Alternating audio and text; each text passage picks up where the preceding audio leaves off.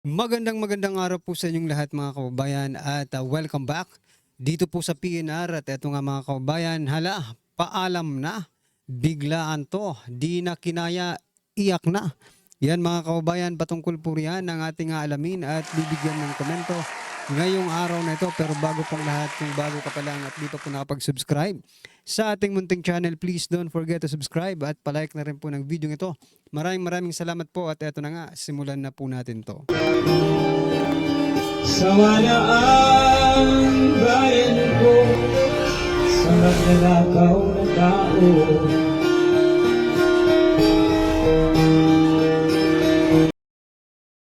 So yan mga kababayan, bago po natin muling i-play ang video ito, pasadahan po muna natin ang mga nagte-trending na mga balita dito po sa mundo ng social media. At unahin na nga po natin to. Ito po mga kababayan, mukhang nagpaalam na or namamaalam na ang Quadcom sapagkat ay yung iba hindi po pinalad na manalo nung nakaraang eleksyon. Ito po mga kababayan, pakinggan po natin si Tuwadcom at Tricom. Ano to siya Mr. Chair to mga kababayan. Dan Fernandez. Ito mga kababayan, pakinggan po natin to. At bigyan po natin ng reaksyon. Ito na po. Talaga to, closing na rin yung aking politika. So, tinatapos ko na po dito. The end is near. So, allow me to deliver my last speech. Mamimiss ko kayo lahat. Lahat na ating mga kasamahan. Kayo mga kababayan, mamimiss nyo ba si Dan Fernandez? Okay, so we will be terminating this joint committee hearing on the part of the Committee on Public Order and Safety. This joint committee hearing is now terminated. On the part of the Committee on Public Information, this committee hearing is now terminated. Na talaga to, closing na rin. So yan mga kababayan, buti naman at namaalam na kayo sa mga karir ninyo bilang mga kongresista at sa mga karir ninyo sa politika. Mga karir natin, mukhang eto napaisip tuloy ako ngayon sino kaya ang susunod na mga Mr. Chair na posible ring gamitin ni Speaker Martin Romualdez to attack Vice President Sara Duterte, di ba? Mapapaisip ka ngayon sino ba? Abang-abangan lang po natin mga kababayan sapagkat ito hula lang naman natin to pero talagang meron at merong tatayo at maybe mauutusan or mababayaran. Ito yan mga opinion lang natin yan mga kababayan, mauutusan or mababayaran si Speaker Martin Romualdez to attack Vice President Sara Duterte. Yan mga karbi natin. Ano po ang inyong opinion dyan? I-comment nyo na lang po. At eto naman po si Senator Jevy Ejercito, mga kababayan, dismayado sa hindi pagpapatuloy ng railway project ng Duterte administration. Pakinggan po natin to at bigyan natin ng reaksyon. Eto na po. Ayon kay Senador J.V. Ejercito, tila nabalam at napabayaan ang mga malalaking infrastructure project na isinusulong sa ilalim ng Build program ng Administrasyong Duterte, partikular na ang South Long Haul Railway patungong Bicol at ang Mindanao Railway System. Sa isang press briefing, sinabi niya na kung mabibigyan ng pagkakataon ay ipapaabot niya mismo kay Pangulong Ferdinand Marcos Jr. ang kanyang pagkadismaya sa usad-pagong na implementasyon ng mga proyektong ito. Actually, na-zero yan sa budget na nga for last year. Ayon kay So, na-zero mga kababayan sa budget, At ayon nga po dito kay Senator J.V. Ejercito, kung magkikita sila ng Pangulo ay sasabihan niya itong dismayado siya sa usad-pagong na mga buti nga, eto pagpapatuloy na lang yung proyekto. Hindi na sisimulan, ipagpapatuloy lang mga kababayan. Ngunit, ano ba talaga ang nasimulan ng administrasyong ito? Nagpapatanong tayo di ba?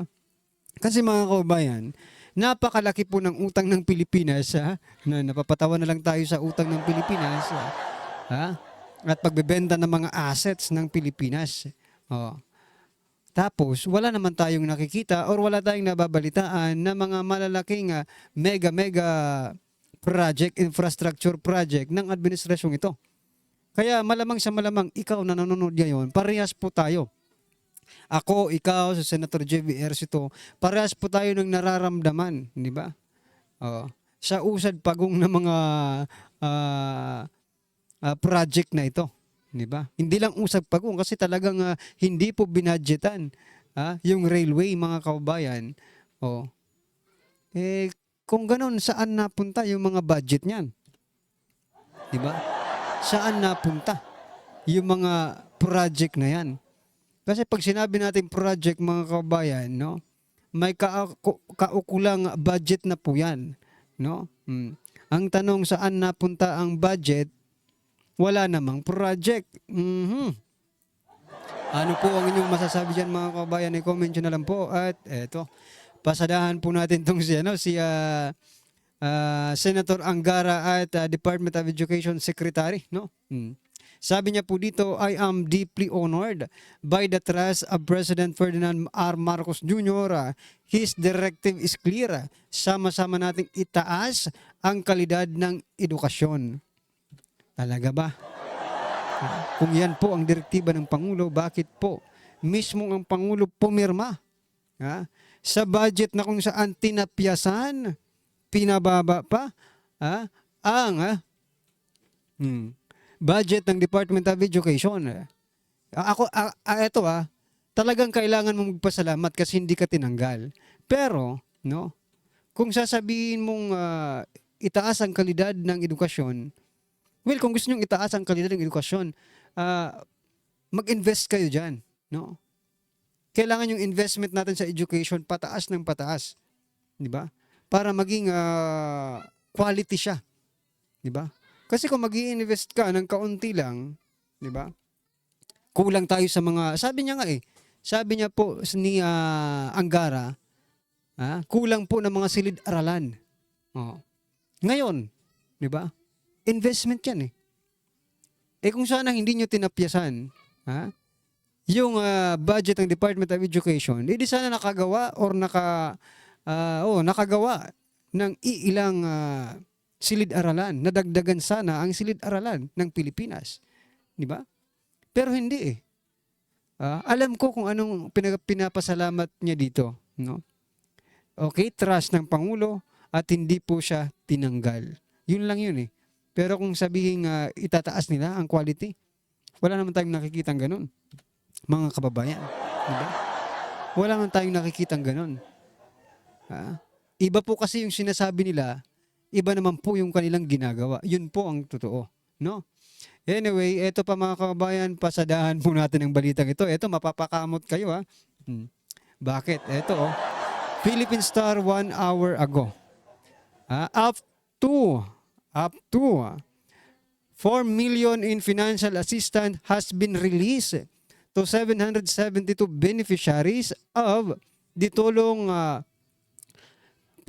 panghahanap buhay sa ating disadvantaged workers or TUPAD program in this city and in the town of Paniki. Yan mga kababayan, Tarlac. 4 million po ang ipinamigay na ayuda sa mga TUPAD beneficiaries, mga kababayan. Okay.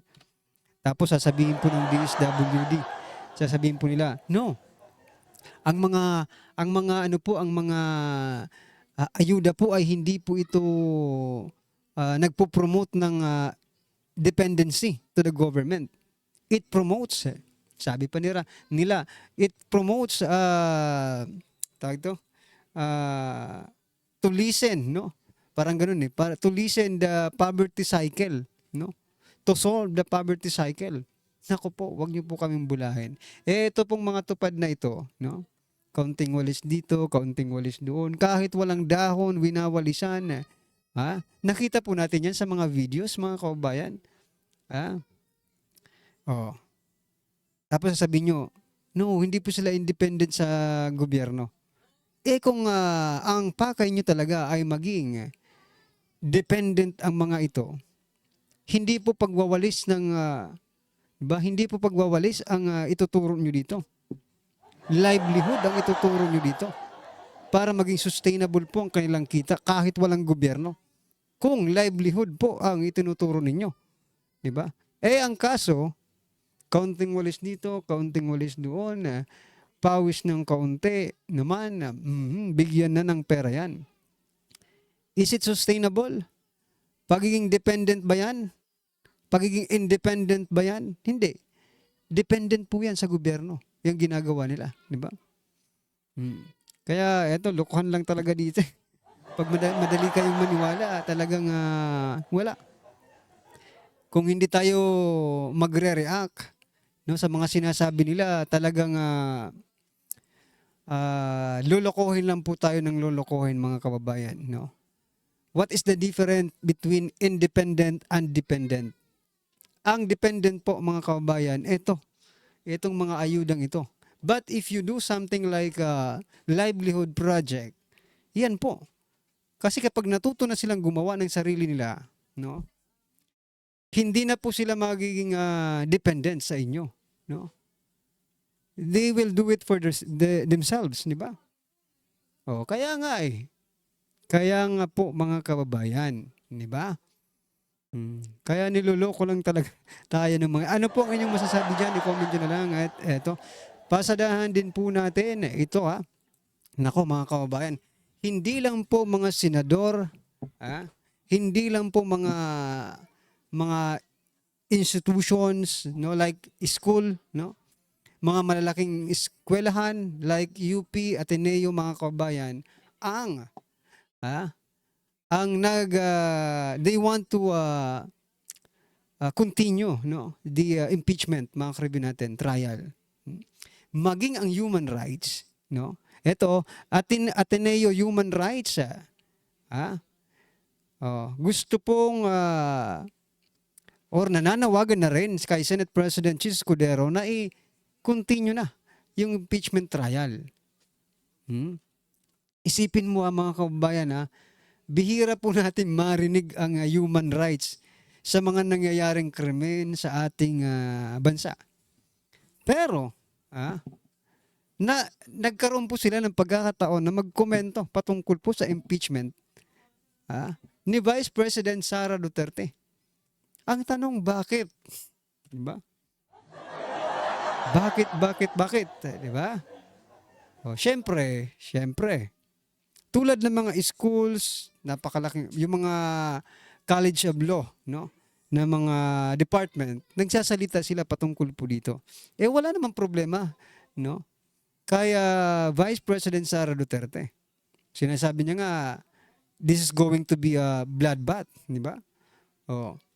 Walang problema sa kanya. Ang problema, kaya nga, sige, sabihin nyo na kay Senate President Chis Escudero na i-continue na yan at wag na siya magmatigasan. Kaming mga DDS, kaming pong mga Duterte supporters, nananawagan na kami, i-continue mo na yan, hinayutak ka. Marami nang nagsasalita ng mga PP. Kasi ang human rights, PP naman ito sa mga diba? Paminsan-minsan lang natin ito marinig na nagkukomento or something na sa mga krimen, no? Lalo-lalo na kung ang biktima ay mga authority. Diba? Kaya Senator Chis Escudero, Senate President Chis Escudero, i-continue mo na yan. Hinayutak, marami nang nadadamay. Marami nang nasasaktan sa ginagawa mo. Di ba? Lalong-lalo na yung mga anti-Duterte. Nasasaktan na po sila. Please lang, kami nang nagmamakaawa, Duterte supporters, i-continue mo na yan nang magkaalaman na. Di ba? Ayan, mga kababayan, ano pong inyong masasabi dyan? I-comment nyo na lang. At eto, General Torre. Pag-usapan naman po natin si General Torre, mga kababayan. Sabi po dito sa balita, Philippine National Police Chief General Torre III has ordered police officers to focus on arresting suspects alive. Buhay, mga kababayan. Particularly in drug-related operations, saying the era of deadly enforcement must not be repeated. Yan Ewan ko ba kung pulis ito o ano ito, mga kababayan, kasi ayaw po nila nang pumatay ng mga Ano man gusto nyo? In case lang naman ha, eto, pag mayroon pong dalawa lang kasi ang pwede mangyari dyan. Sa pag-aresto nila, kasi aresto na ng aresto eh. Kung pumalag ang mga yan, ha, kailangan hindi kayo magre-react ha. Kailangan hindi kayo bubunot. Kasi ang sabi po ng inyong general, ng inyong chief, ha, ay wag. Wag silang babanatan. Diba? Kailangan buhay. Paano naman kung kayo ang gurgurin? Ha? Huwag kayong mag-self-defense. Ha? Walang self-defense ngayon. Ha? I'm not saying that it is really what it means. Di ba? Pero what I'm trying to point out, dahil nga po dito sinasabi ni Torre na kailangan mag-focus sila sa pag-aresto ng mga suspect na buhay. Paano kung manlaban yan? Wala bang karapatan ang mga pulis na ipagtanggol ang kanilang mga sarili? Dahil po mga kababayan, yun po ang nangyari sa nakarang administrasyon. Diba? Sige, subukan natin si Torre. Ha? Kung hindi ba papalag yung mga pulis. No? Kasi ang mangyayari dito, instead na mga adiktus ang magugurgor, mukhang binibigyan pa ng karapatan itong mga hinayutak ng mga adiktus, no? Na gurgurin ang mating mga authority. Di ba? Parang gano'n yun eh. Buhay nyo ha, buhay nyo. Parang okay lang gumawa ng kasalanan niya yun. Buhay naman tayo eh. Di ba? Okay lang gumawa ng kasalanan yan. Okay lang maging bulas, maging gumawa ng kalokohan niya yun. Ha? Okay lang maging addictus ngayon. Buhay naman tayo eh. Buhay tayong aarestuhin. Pwede pa tayong makalaya. Di ba? Pero, I'm not saying that it is a bad program. Maganda po yan. No? Maganda po yan. Kaya subukan po natin si Torre. Ha? Subukan po natin si Torre mga kabayan. Hindi kaya dumami ang mga addictus ngayon? Dahil para pinoprotektahan nyo pa sila. Diba? Parang sinasabi mong, ops, kayo dyan, maging addictus na kayo. Buhay namin kayong arestuin. Ha? Buhay kaming... Matatakot ba? Matatakot ba sila? Hindi. I think so, mga karibin natin. Hindi po sila matatakot. No? Kayo, ano pong masasabi nyo? Kasi yun po ang naiisip ko. Ngayon pa lang, naiisip ko na. Na sila po ay magiging masigasig po sila sa kanilang mga ginagawang kalokohan. Sapagkat buhay. There is no threat to their lives. But to the innocent people na magiging biktima nila, there are so many threats, mga kabayan. No? Kaya protect the addictus. No? Do not protect the innocent people. Ganun na lang siguro. Hay, nako, ano po ang inyong masasabi dyan mga karibin natin? I-comment nyo na lang. At eto, DILG suportado ang pulisya para paigtingin ang kampanya kontra kriminalidad. Syempre. You know what? Hindi na ito hindi na po ito dapat binabalita. Kasi alam naman natin talaga ng DILG or ang PNP ay under po ng DILG. Kaya suportahan po yan. Minsan nga, kayo pang nag-uutos sa pulis eh. Di ba? Siyempre, ikaw po ang head eh. Kailangan suportahan mo yan. Not unless, kung hindi mo kaya. Di ba? Not unless, kung hindi mo talaga kaya yung namumuno sa PNP. Di ba? Anyway, ano po ang inyong opinion dyan mga kababayan? Comment nyo na lang. At eto, pakinggan po natin to at bigyan natin ng reaksyon. Eto na po. Yung sagutan po ni General Torre at ni BP Sara. No? Sinabi po ni BP Sara, kasi nung unang tinanong po si BP Sara tungkol po dito sa appointment ni General Torre, natawa lang po, no?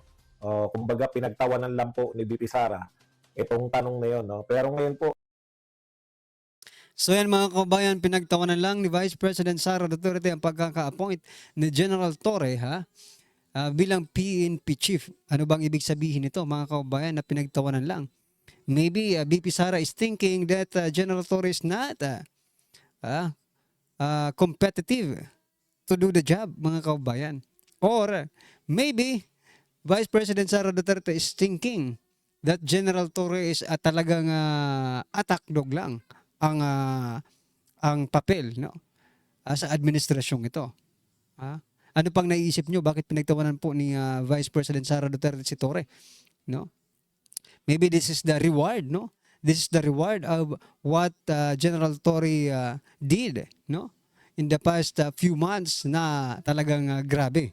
Grabe po kung masusubaybayan niyo po ang siguro ko yung 2024 na ano natin, no? Timeline up to 2025. Diyan po nag-ano si Torre. parang nag-excel, di ba? Ano po ang inyong opinion dyan mga kababayan? I-comment nyo na lang po at yan, maraming salamat po. Please don't forget to like the video. Maraming salamat po. Sawa na ang bayan ko sa magnanakaw na tao.